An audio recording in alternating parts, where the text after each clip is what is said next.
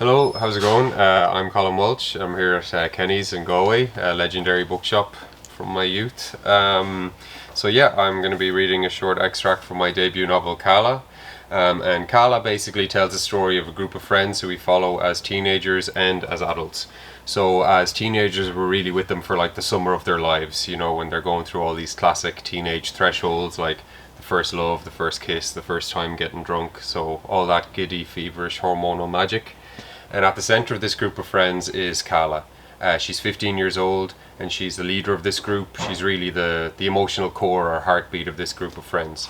But beneath every smiling surface of their west coast of Ireland tourist town, there's this broiling darkness that's constantly threatening to swallow the characters. And as the summer continues, they're getting closer and closer to that darkness.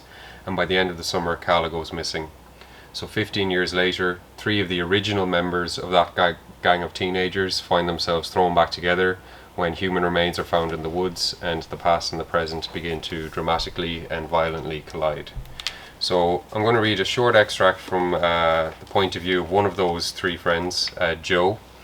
And Joe is about 14, 15 years old at this point, and he's about to go to a school disco at the end of the school year. He's been admiring a mystery girl who we know is Cala. He's been admiring her from afar, and he's a bit nervous about the disco because he thinks tonight might be the night. So, here we go. It wasn't a normal Friday. You and the lads had gone your separate ways after school. Soon they were going to come over for Mam's Friday Classic, but the Nintendo wasn't going to be switched on after. There'd be no Tato or Magnums. Outside your window the sky looked like a normal sky, but the cars in the driveways were only pretending to be cars in driveways. The whole world was magic, dressed as matter. The belly fluts happened as you did your hair in the mirror, coiling your fringe in jelly fingers. You put on the wine-coloured shirt Mom had bought you, and she said, "Who's that handsome man? Have you seen my son at all?"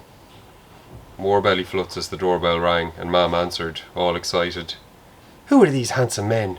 Have you seen Mush and Aidan at all?" As the lads came upstairs, you caught your reflection in the mirror. You looked like a lad who'd been holding in a cough for years. Yourself and Mush shared nervous smiles while Aidan was in the jacks. You talked about Buffy. You only did this when Aidan wasn't in the room, because he didn't watch Buffy because it was gay. You talked about random stuff like what you might do for the summer. You talked about anything except the Cisco, and the girl. She might be there. Mush asked if he'd used too much Brill cream in his hair. He might have, but you told him he looked pure decent. He was wearing the fanciest shirt out of all of you. It came from River Island and had a cool dragon pattern with Chinese letters down the side. Aidan took one look at it when he came in and said, "You bender." Mush told him to piss off, but he kept touching the shirt after, looking at himself in your mirror with big puppy eyes on him. By the time he sat down for the classic, no one was talking. Eye contact non-existent. Aidan broke the silence by taking the tickets for the Cisco from the centre of the table and reading in an old radio announcer voice. "St. Simon's Disco, the Cisco, doors 8 p.m, finishes 1 a.m, strictly no alcohol, the last party of the school year, the biggest and the best." "Biggest pile of shite's what it is," Hugh muttered.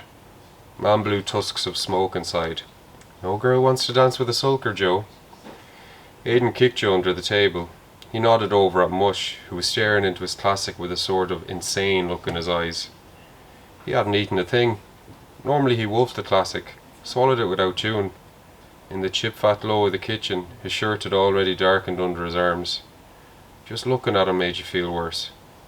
You pulled a mocking face at Aidan like you were above it all, but your knees were doing 90 under the table. Not a bother on Aidan, of course, munching away, keyed up to the gills. He'd been to the Cisco before and he'd been wearing the glory of it like a satisfied god ever since. He got the shift off 3 or 4 Bures. You and Mush met him down at Quasardome the day after.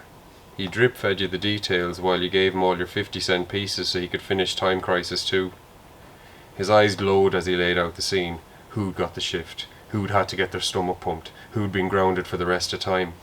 He wove it into a symphony, an X-rated montage of short skirts and squirty flesh and sliding tongues and things so vivid they made you lie on your belly in bed and now had you primed to puke all over your Friday Classic. "Aren't they very smart looking tonight, Aidan?" Mam said. She had her quiet smile on her. The one she used whenever she was having a private joke with herself at the world. Aidan jabbed at the air with his fork. "Oh, they're fierce smart looking tonight." Mam licked her thumb and started scratching at something on your cheek. You jerked your head. She tutted as she stood. "Do you know who you're like?" she said. "You're like Westlife." Aidan coughed on his chips. "You're exactly right there, Margaret. They could be straight out of Westlife." Mam smiled and stuck on the kettle. Mush was glaring at Aidan. You stabbed at your chicken nuggets. Aidan's shoulders bounced as he ate. "The lovely boys from Westlife," he grinned. Thanks very much. Cheers.